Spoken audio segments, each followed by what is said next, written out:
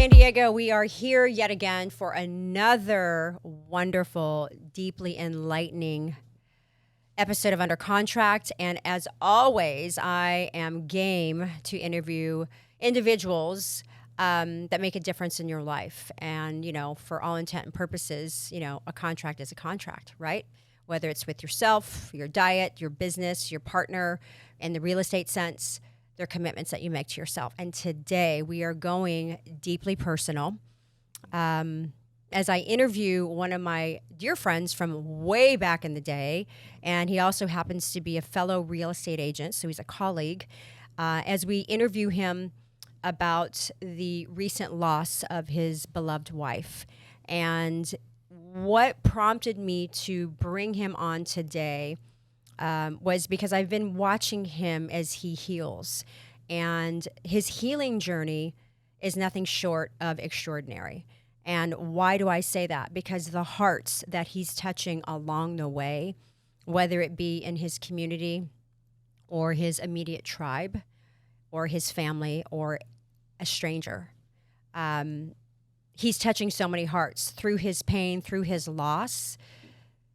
It made me stop and think about how he is recommitting who he is as a man in life, the commitments that he's renewed to his wife, the vows since her passing, the commitment that he's renewed to his daughter and his family and himself. So contracts aren't just about, oh my gosh, I sold a house. Contracts aren't just about, I lost 10 pounds. Contracts are, you know what? Yes, this loss hit me hard, but I'm committed to making a blessing, turning this into a blessing because of my pain. So today, yes, we're getting personal, but there's going to be some laughter along the way because there's always a blessing in loss. And I'm going to help that happen today. I have my friend Alan Blunt on the podcast. Alan, welcome. Thank you so much. I'm excited to be here. I didn't know what I was signing up for. Well, FYI, you never do with me. That's true. And Corbin alluded to this. He said, let's just keep this authentic. Yeah. And I appreciate that, honestly. And thank you for reaching out to me. In my life in social media and I think for many others, it's, you naturally want to put a voice out there and you want to try to reveal yourself as authentically as possible. Some do it, I guess more authentically than others.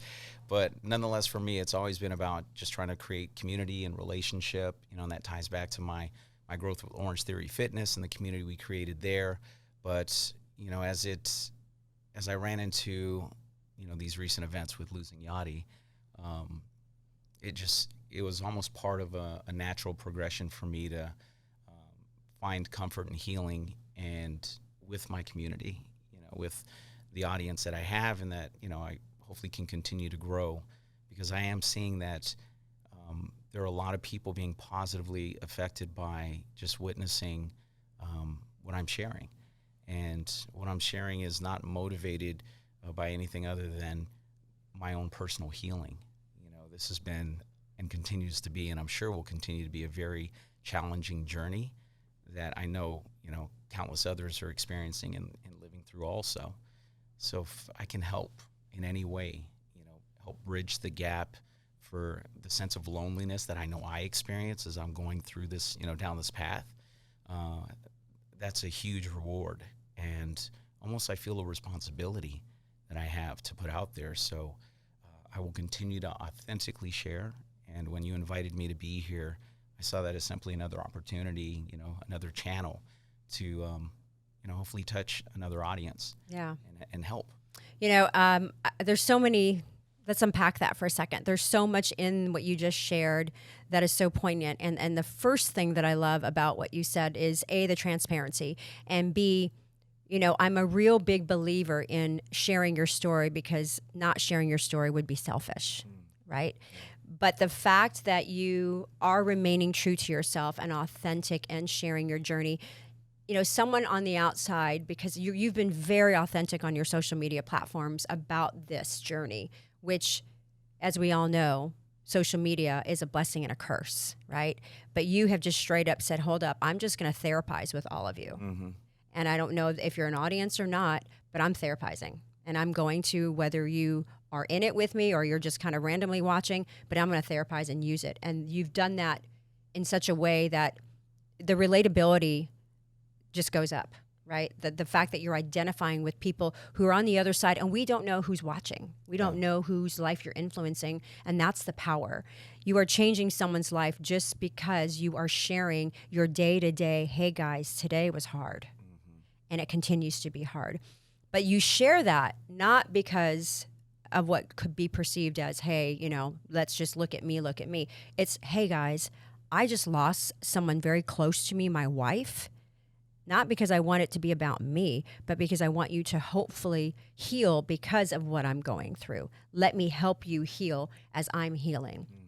So the fact that you go way back to Orange Theory days when you were literally the man for Orange Theory. And this was back, I don't know, 13 years ago, I think. Maybe. Yeah. Well, let's see. What is it? 24? Yeah. 12 years? 12 years. Okay, 12 years. And that's how I first met you in one of the studios. And you were the man. You were Orange Theory's brand ambassador. You know, even though you had ownership, you were the man. And I remember then how large your personality was and how you touched people's lives just by your presence. Then you opened up your mouth, and then it was even more because you're so engaging. So that community and that tribe has translated over into now. Yeah. So you talked about that helping you. Talk to me a little bit about how once this happened, how it was just, I feel like, an onslaught of support and overwhelming.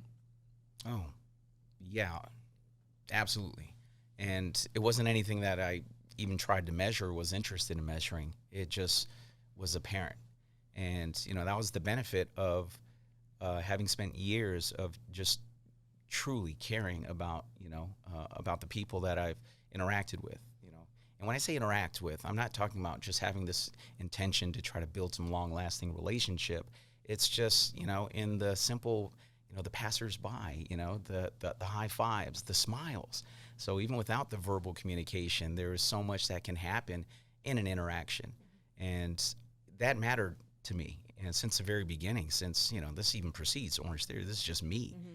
And, there are those people you think, especially you see in social media, you're like, oh, they're not like that all the time. You are. that's been one of my, honestly. You are. That's one of the things that I've been most proud of is that truly this is me inside and out. What you see is what you get. Yeah, that's it. And so I was happy to surprise people, in many occasions where they're just like, this is truly who you are.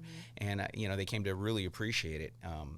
But yeah, the relationships that, came out of an Orange Theory, the community, the strength of this thing. I mean, it was just massive. The benefits of fitness and the community that comes with that, but then all the social connections that you make and how that just kind of parlays and translates into other aspects of life. And, I think about, my own wedding party, my groomsmen, they're all, Pete. He was one of my groomsmen, my best friend Kevin. Yeah. Sales and ops. All the people that were at the wedding. I swear it was all like Orange Theory. Yeah. And it was a beautiful sight to see. Yeah. Orange Theory has been a huge, just a common thread through not just actually relationships that I've established, but also Yadi. I mean, that's how I met my wife. Yeah. I met Yadi through when we opened up the East Lake studio. She walked in and my jaw dropped. South Bay all the way. Is that what it is? That's it, honey. South Bay's got the stuff going on. Hey, I'm just saying, there's some Latina love, man. I mean, man, you can't help it. That goes both ways, men and women. I'm still single, but yeah, South Bay. Man, I was like, hola. Yeah. ¿Cómo estás? Man, she definitely just captured my soul. And, but yeah, it all came through Orange Theory. And so, the power of relationship and to see it, come full circle with, the enjoyment of building an Orange Theory, and then for all of those people and those hearts and those relationships to be present when I experience, what's like, it's been just the most traumatic experience of my life. Yeah. From But what's beautiful, Alan? Is God chose you to be this man. Yeah. Right? He chose you for this moment in time. And he doesn't take something away unless he's replacing it with something even better. Yeah. right? Not that you could replace Yachty, Never, but never. let me tell you something, though. You're going to do something with this. Something's going to come of this, and I believe that. And you're the perfect person for the job. It's amazing. You know Thank you that. for saying that. Because you have a tribe of people around you, and you have the heart bigger than anybody's heart that I closer to God with the love that you have for people and your attitude of service. It's no wonder you're doing well in this new career of yours in real estate. It's no wonder, because we know real estate is relationship based, and you have forged so many relationships throughout the community of Orange Theory and just who you are in the community. And God is the master networker, and he puts you in that role so that this second chapter of your life, now that Yachty has gone on, something's going to happen. And I'm going to say it right now. I can't wait to see what happens. You and I both. Okay. Jesus. So just have an open mind about it. I know it's inconvenient. I know it hurts, and I know it was unexpected, but there's always something beautiful. You just have to hang on to that. No, I know it's, this is for sure been the most difficult path I've ever walked. And, but look at how strong you are. And I have these great conversations with people, and, I have friends that are sending me passages and prayers and just great, commentary and dialogue we get to share. And, one of the big things that's been moving me forward is this reminder that, where there's deep grief, it's always preceded by a deep love. And there's no more truth to that than what I experienced with Yachty. There's something beautiful about what you just said. So in life, guys, when you're in a relationship, I analogize it to this. No one will ever replace Yachty, ever.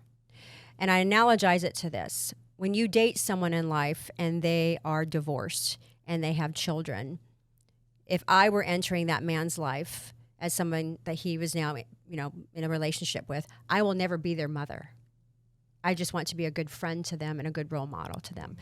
So Yachty will never be replaced. Right. If there is another woman, she will never replace Yachty, and she will know that she'll never replace Yachty, but she's just there hopefully to be a good role model to your family, to you, and be a good partner to you. Yeah. Right? Yeah. So that's the beauty. And leave it to God, to whoever this woman is, she's going to remind you a lot of Yachty.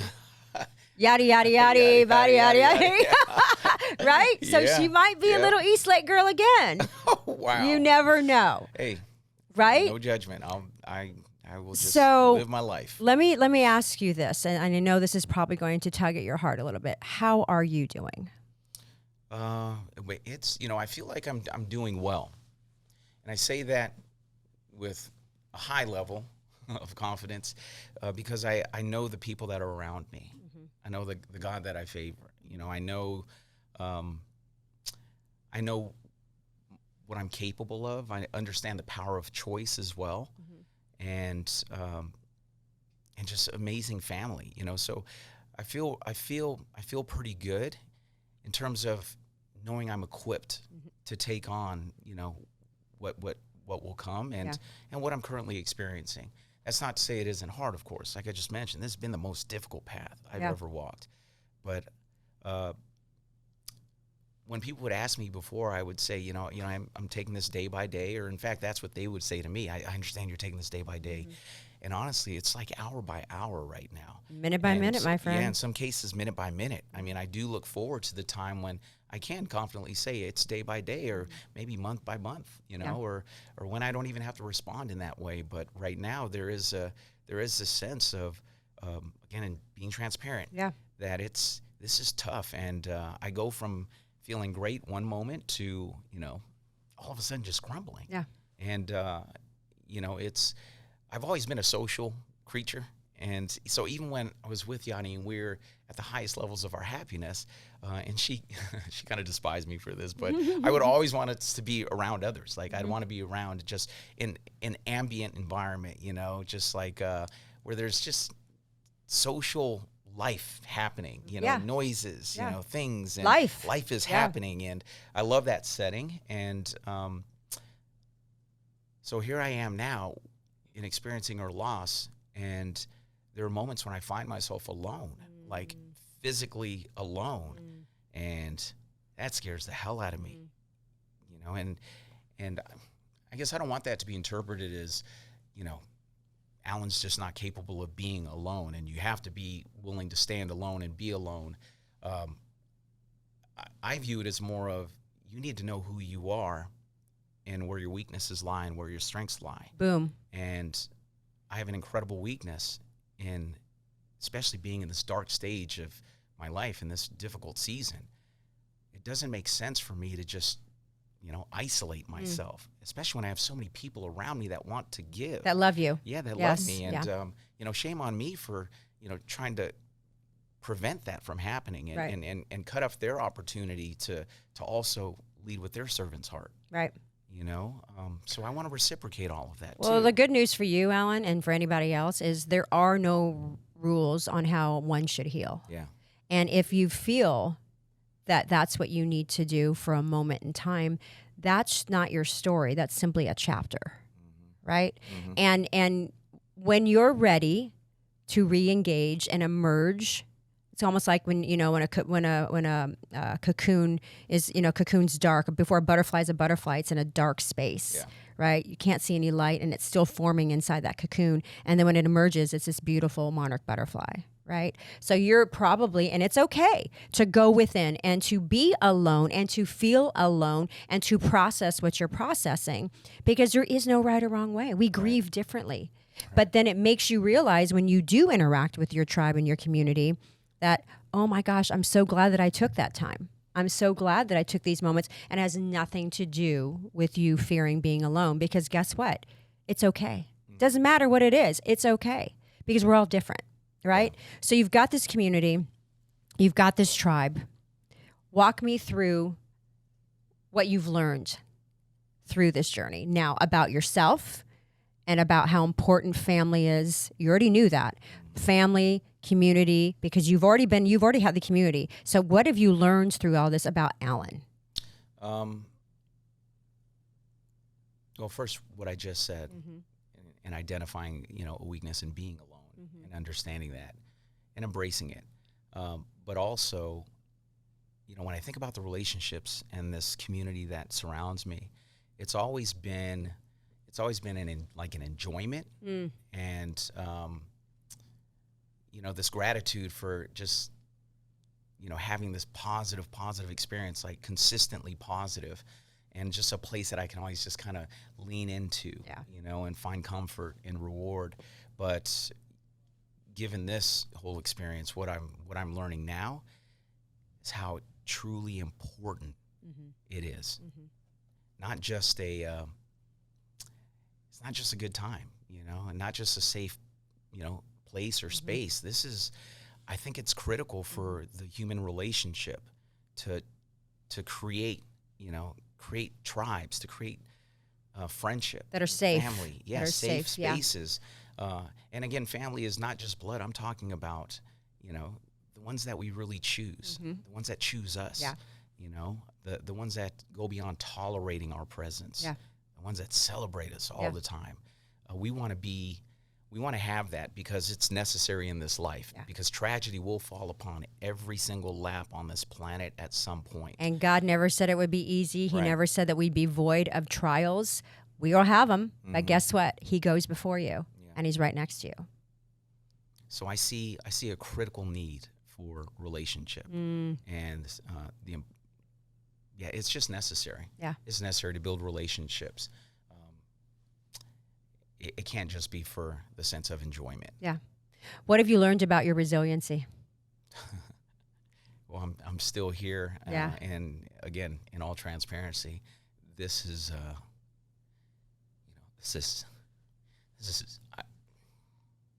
I never thought Yeah. that I would be one to even entertain suicide. You know, and not in a gruesome sense, but more in a sense of,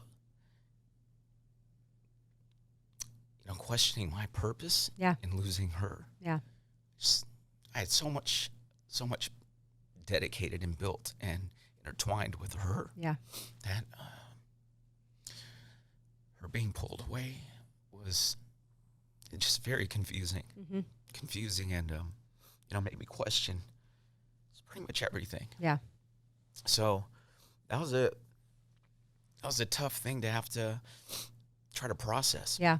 And I obviously I'm not gonna submit to that, Lord knows. No. But I'd be remiss in not confessing to it, because it's part of, I think, it's part of the strength that I'm building and continuing to build to overcome something like that. Mental health is so key in life, period. Throw in everyday stress, throw in the loss of a loved one, throw in how do I carry on after all of this, throw in the family that you're taking care of, and just keep throwing it in, right? You guys, it's so important to not only keep your mental health in check. What do I mean by that? Check in with people. Have a tribe, have a community around you that knows you're struggling with something, that they know to check in on you. You check in with them. Surround yourself with help. Go seek therapy. Mental health is no joke, and it doesn't matter how well put together your life is on social media. There's a veil that we all hide behind. And you only portray living your best life on social media. When let's peel away at the layers, and we'll have so much more authentic, transparent, genuine experiences like Alan is going through. So I commend you for your strength. I commend you for your resiliency. I commend you for what could be perceived as a weakness, in that you break down.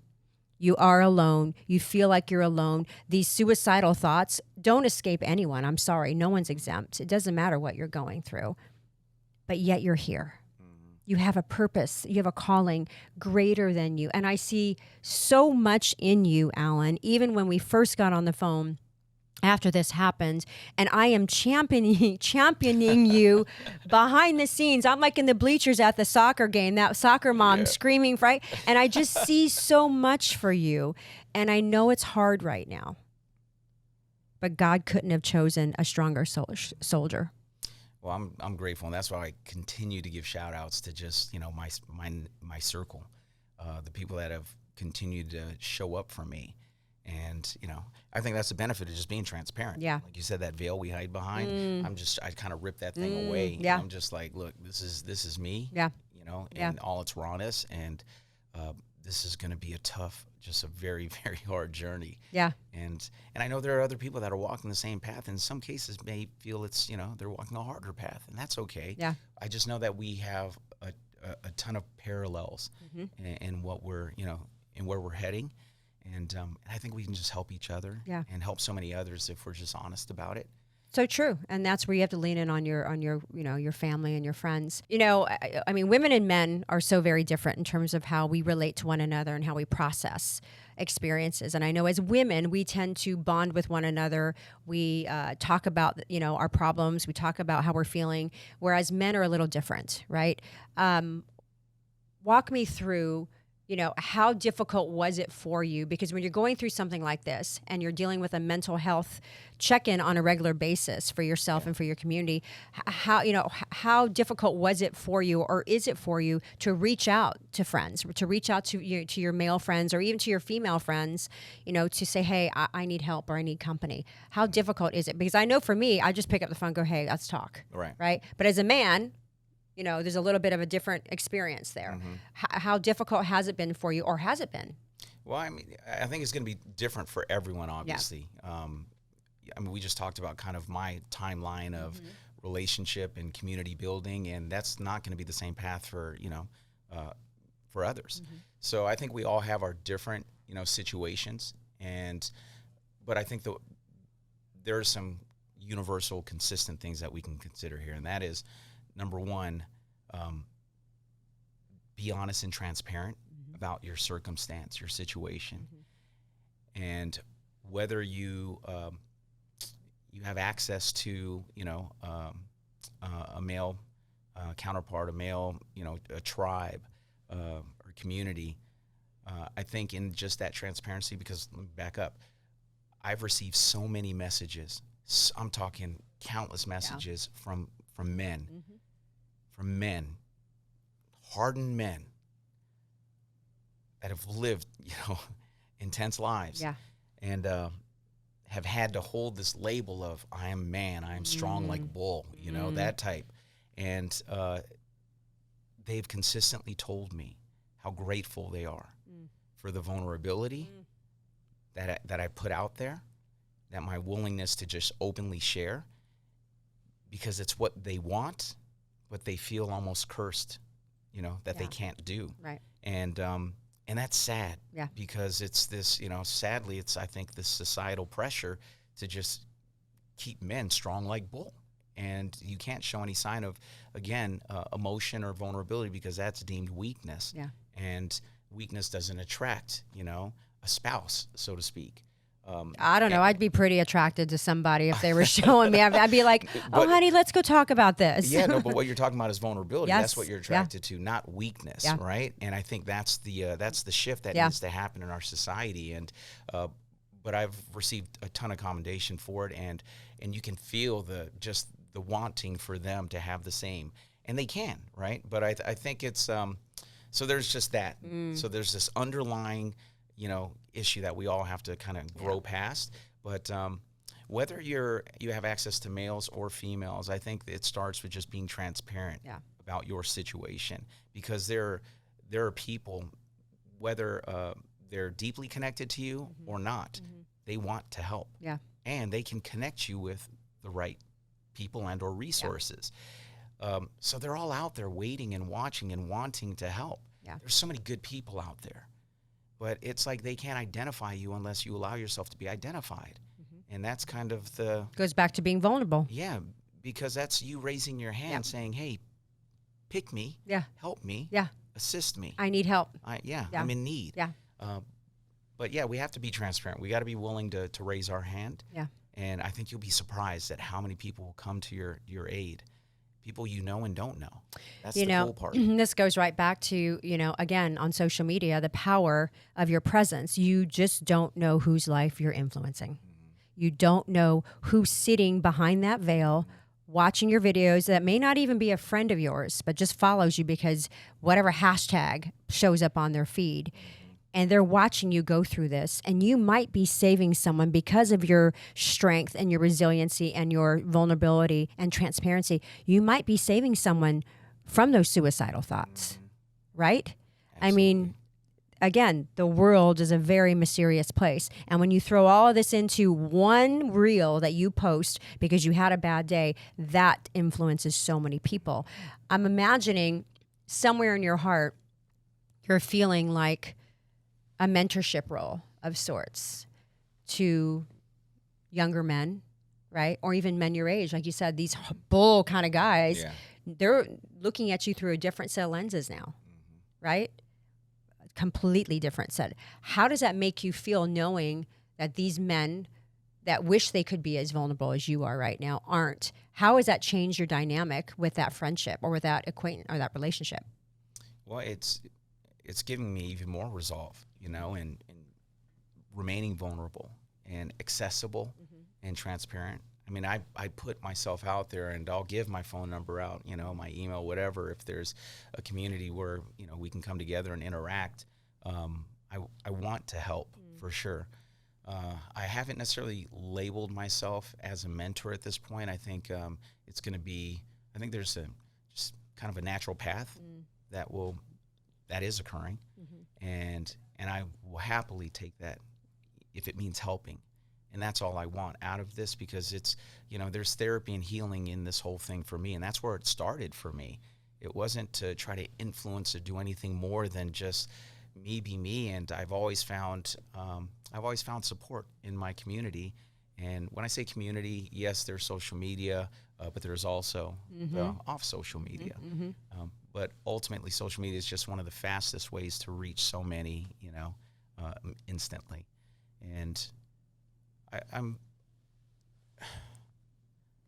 like I said, it was about me helping me first, especially when I was going through those suicidal thoughts. I just needed an outlet. Yeah. Right. And it wasn't to go out and say, hey, I'm having suicidal thoughts. But it was just to put out there like this struggle. It's real. Just kind of my path. Yeah. It's real. Yeah. And no one is exempt. And it doesn't matter if you've had this fairy tale life, pre-Yachty, during Yachty, and post-Yachty. You're human. And we're all on this journey together. And we will all, at one point or another, multiple times, go through loss and tragedy where we will have to bare our soul and not give up about who's around. And not care who's seeing you cry, who's watching you wail, or hearing you cry out, help me. Yeah. It doesn't matter. Yeah. Right? And I just feel that the more you experience in life when it comes to this, the stronger your presence will be for the next role that you're about to walk into. And that's just how I'm going to go with it. Because you are being prepared for something, whether you know it or not. Because there are no mistakes. Zero. There are no coincidences.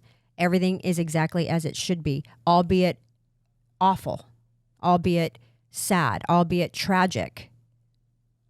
Just watch what God does. Walk me through the celebration of life that you had for her. It was so amazing. That was... Talk about a party. Man, that was a celebration of life. Yeah. It was... I couldn't have asked for anything more perfectly executed with just the group of people that stepped up to help put this together. And there was a point at which, this is why a lot of people don't know this, we almost didn't do the celebration of life. Yeah. There was just some conversations with family that almost kind of derailed it all. And it got right back on track, thank goodness. And I'm so happy we did it because it was the most just amazing display of honoring my wife. It really was. It was like this, man, it was her. Yeah. Honestly, that night was her, and her spirit was absolutely present. Yeah. The speeches were incredible, the decor, everything, the outpouring of love, and there was just this strong feeling that just kind of transcended everything. She was there. It was her. Yeah. Man. It was just the most beautiful experience I could have asked for. And it's so funny when I would do little surprises for her, surprise dinners or, for her birthday or whatever, she would do this cute thing. Afterwards we're going home or something. She'd lean over and say, honey, you did good. Oh, you did good. I love that. And it was always, it was so funny. It was just this cute little accolade. I get to, pat myself on the back, but I just felt like it was this cute thing that we had where it was her way to let me know. Just of course. I really appreciate affirmation. you. Yeah. And I'm a words of affirmation kind of guy too. So she knows that. Yeah. And physical touch. So she'd rub my back. Yeah. Yeah. Or pat your hand, say, honey, you did good. Kiss on the cheek, anything, but, I know that night, I could just hear her voice, just the head on my shoulder, the whisper in the ear, honey, you did good. Yeah. And you are doing good, and so you beautiful. Continue to do good. That was a beautiful stuff. I remember seeing some of it on social media, down to the nails. Oh my gosh. The yellow nails. Oh my God. The story behind it was great. Yeah. When we had the most beautiful weekend just prior to her passing. Yeah. We went to, we'd always have these cute little staycations, these little getaways, and that was just a way for us to kind of, fuel our souls again and just fall in love with each other again. And we would always make time for that. And I told her, I was like, babe, it's time to recharge. And this was just a few weeks prior. And she's like, what do you want to do? I was like, I like to eat and just drink and people watch and be with you. And I'm so simple. Just kind of be. I'm just like a man of simplicity, right? And she was like, done. She sets us up for, Malibu. We go to Nobu. She got this beautiful hotel in Santa Monica. And it was just the most epic weekend. And I swear to you, we just continued to fall more and more in love with one another as the night just went on. And we reached, honestly, a new level in our relationship, like this recommitment to one another. And it was beautiful, just truly beautiful. And, then it happened, that following afternoon. But, in preparation for that weekend, she went and got her nails done. Got her nails did. And she got this fluorescent green, yellow nail color, which were popping. Loved it. Right. Beautiful. And so when we're in the hospital and, she's physically Yeah. there, but just not there. She'd experienced so much just loss of oxygen to the brain, and eventually, pronounced brain dead. But it allowed all the family and all the friends to gather at the hospital, and I saw that on to be able social to media see too. her. They lined the Oh, my hallway of the gosh. hospital. Yeah. Oh my Yeah, gosh. they call it the honor walk Yeah. for donors. Yeah. And yeah, she was a donor, and man, again, another display of just the community, the friendships, the people that just wanted to be a part of this and a part of her in her life. Man, we filled that hospital. It was the hospital was actually very concerned because we were blocking so many hallways. It looked like it. More than the hallway that they kind of dedicate Yeah. to this honor walk. Yeah. Where we're just kind of moving her from her room. It's a procession from her room all the way to where they, Yeah. the operating room where then the donor process begins. But it was incredibly powerful and gut wrenching for me, and I'm sure many others. But it was also a beautiful display, and something about that night when that happened, it was so traumatic. I know for me, and just for a lot of others. I mean, the crying was very Uncontrollable. Yeah. uncontrollable and just loud, right? I mean, these were wailing cries, and it made me question if I made the right decision to let Ivy, her daughter, experience all of this. And it really kind of tore my soul apart, thinking, did I just damage her, and exposing her to this process, thinking it was going to be a beautiful thing. And fortunately, in talking to her therapist and to her, she actually said it was really beautiful, and she was so proud of her mom. Yeah. To see so many people show up for her. I'm going to share something Man, with that you, was Alan. amazing. I never met Yadi, and I know she's special, but in her passing, her presence is so strong. Her presence was so strong in your life when she was here, but it's so strong. Just watching, again, the power of social media, the honor walk, right? The celebration of life, the yellow-green nails, right? The little things, her presence is so powerful, right? Never let go of that. Oh, And I know you won't. Because that's very special. People pay good money to be on a reality TV show to have that for 15 minutes. And you had it, and you still have it, because her memory will continue. Yeah. Why don't you share with us a little bit, to the best of your ability, what happened to her? What were the symptoms? What happened to her? Well, so sadly, she was not symptomatic. What they found was that she had this, what they call a rapid rate viral infection in the heart, penetrated her heart, and it weakened it to a point where the heart just couldn't maintain a pulse, and she went into a cardiac arrest event, and that led to, again, the inability for compressions and CPR.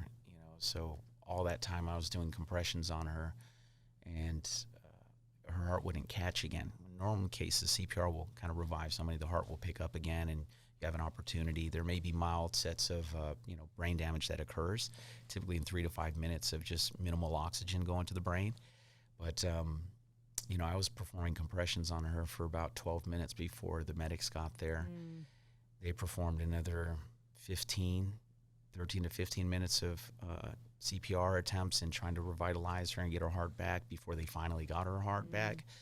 It allowed her to be transported to the hospital, though, and put on machines that kept her body alive. But at this point, she had experienced almost 90 minutes of CPR, and again, just no oxygen really going to the brain. So it was pretty dismal from the onset when all of this occurred. But there was some beautiful, beautiful things that came out of this. First of all, that weekend that we shared together. If ever there was the perfect exit gift that I could have asked for, I mean, that was it. That's beautiful. Yeah. Oh, that was beautiful. Yeah. And for me to be there when this happened, I walked into the living room and I was going to go get us food for the afternoon, and she's like, feed your queen. Love her. Oh, she's incredible. You did good and feed your queen. So I was just going to run over to, Delmar Highlands, go grab us some food and come back. And I had keys in one hand, phone in the other. And I just walk into the living room and I look at her and like, all right, babe, I'm going to take off. And she makes eye contact with me and, has this weird look on her face and says, honey, this feels kind of weird. And then she just topples over. Oh, my. Yeah. And that's when the event took place. Yeah. And, so nonetheless, it all resulted in brain death for her. And there was nothing that would have shown any sort of indication that there was something going on. She had no symptoms. I mean, she worked out, did a high intensity, a HIIT workout. Yeah. The Friday morning we left up there. Normally when somebody is experiencing heart issues, they're lethargic, they're not sleepy tired, but like physically exerted. They get up walk from one room to the next and they're tired. And something's not right. Yeah. She never experienced any of that. She was tired, but sleepy tired because she would get up at like 4 a.m, work late, being a mom and just doing stuff, all the kinds of life stuff. Right. And, so she never really had those symptoms. So this was for sure sudden and very surprising, but the fact that, we got her to the hospital and put on machines, another very important blessing came out of this. Ivy was in Hawaii, her daughter. Who had lost her dad 3 years prior already to COVID. So here she is now, mom's hospitalized, not likely, she was in very critical condition. And she's in Hawaii. And so thank God we were able to get her to the hospital and keep her body alive so that we can get her daughter back the following day so that she can touch her mom and see her mom breathing and, run her fingers through her hair and just truly be with her. Yeah. And then, of course, all the friends and family, they had the opportunity to come through over the next few days, to just to pray with her, to love her, to hold her, and just hope, and that physical interaction was so important for so many, definitely for me, but for me to be there with her as she crossed over, in our living room, it was just me and her, and I got to be the last set of eyes that she looked into, I got to be the man that loves her, unconditionally. I got to be present to hold her, and do what I could, because Lord knows if I wasn't there to come back to, a cold corpse of her would have been so traumatizing. I don't know. Well, that therein lies the whole, every moment is precious, right? And you just truly do not know when it's your time. Oh my gosh. And, it can be cliche-ish. It can be, oh gosh, this, that, and the other. Truly, and this is my takeaway from this, it doesn't matter if you're going through some sort of conflict with someone and you haven't resolved it, reach out to them, resolve it. If you love someone, tell them you love them. If you miss someone, tell them you miss them. If you feel like your heart has been thinking about someone for whatever reason or another and you can't see them, call them. You just do not know when it's your time. And every moment is so precious because case in point, that could have gone very differently. It could have gone very differently, but it didn't. And nothing is by mistake. Before we wrap it up, you've had such an impact on the health and fitness community through Orange Theory. That family and that community will forever be in your life. Doesn't matter where they go or where you go. You, like I said, you had such a large presence and you continue to have a large presence. Then you met Yadi, your life changed, your presence grew to be 2 very powerful people in one relationship in San Diego. That tribe grew because of her family and her friends. You continued to live this life in San Diego. You segued into real estate, had this great life. You've gone through a lot of ups and downs along the way before her passing.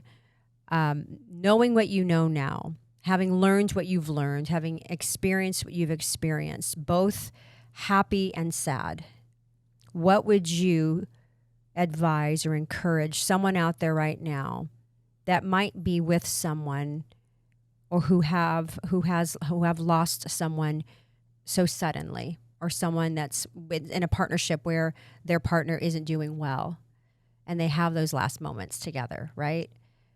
What would you encourage that person to do, or even somebody who doesn't have that person in their life but maybe is at odds with someone?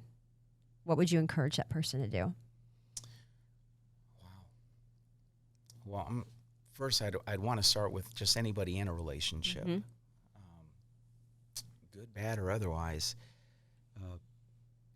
Try to be more forgiving. Be nicer. Be more accepting. Have grace. Have grace. Be more compassionate.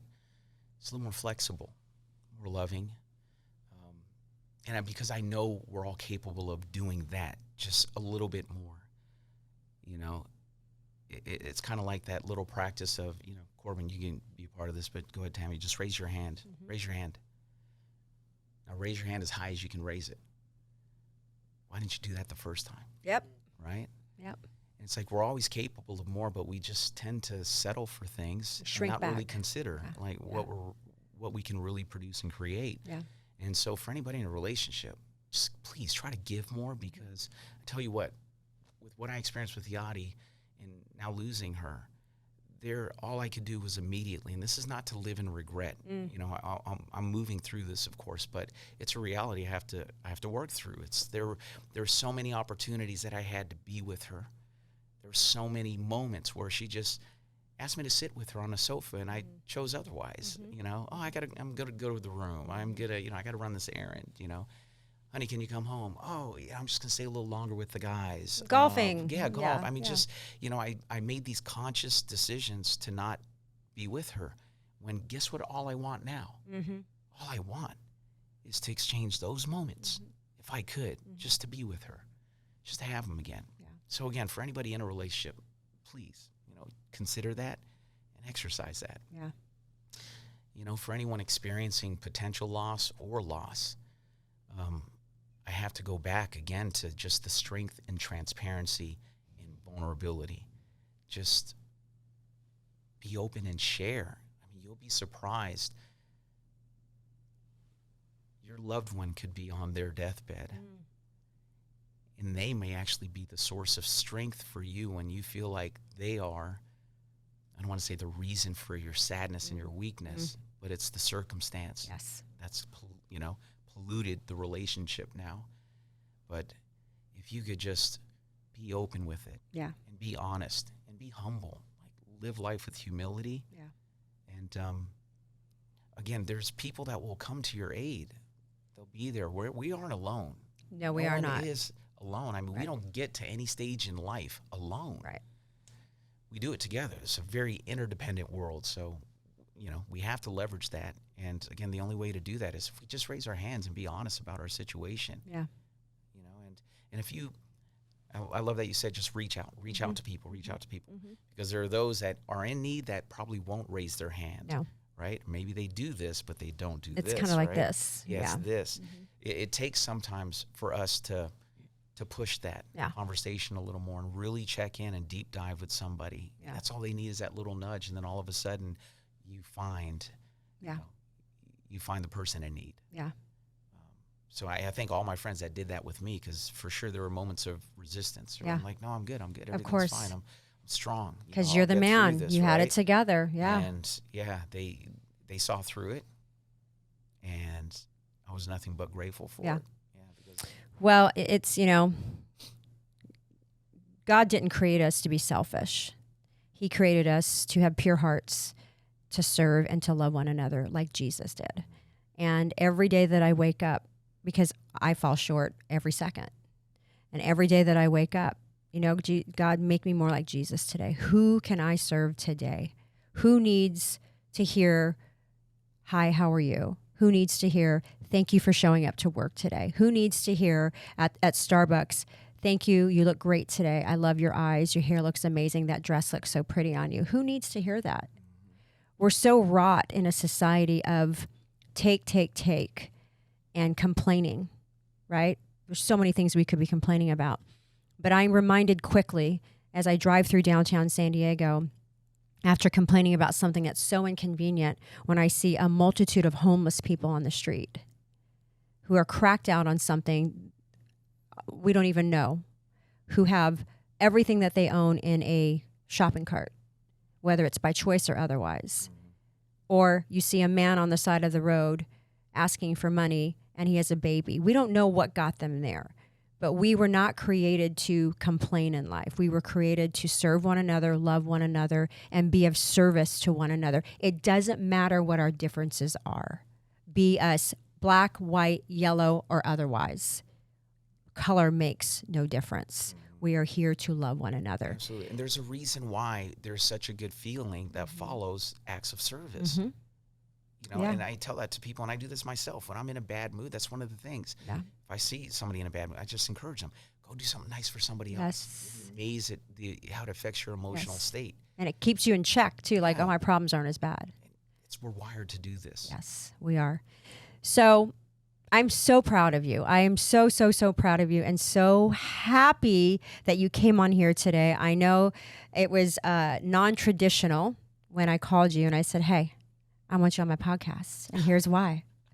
Because conversations. Oh, I know. I love it. And I knew you'd be okay with it because you're so raw. But I'm just so proud of what you've done and for being transparent with your journey and with the ups, the downs, and everything in between.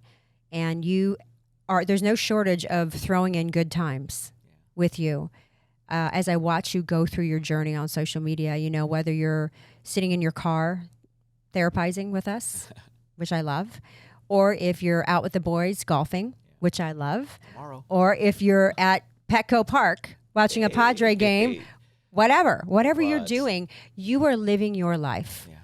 And you're not stopping who Alan Blunt is. You're not. You're going to continue being who you are. And Yadi is right there with you. So thank you, Alan, so much for coming on and bearing your heart and soul with us. If there's anything that I will take away from this today is to reach out to people because we do get so busy in our lives. And we tend to be focused on right here, right now, which is a blessing when you're mindful and you're present. But there's other things around us that we should be paying attention to. That in our heart, you keep saying, call that person, you don't. And then all of a sudden you hear something happen to them. So my takeaway today is, and I hope this resonates with all of you. In fact, I know it will. Take a moment, breathe, pause, reset, be kind to someone today. Be kind, whether it's in word, whether it's in gesture, whether it's in sharing time with someone.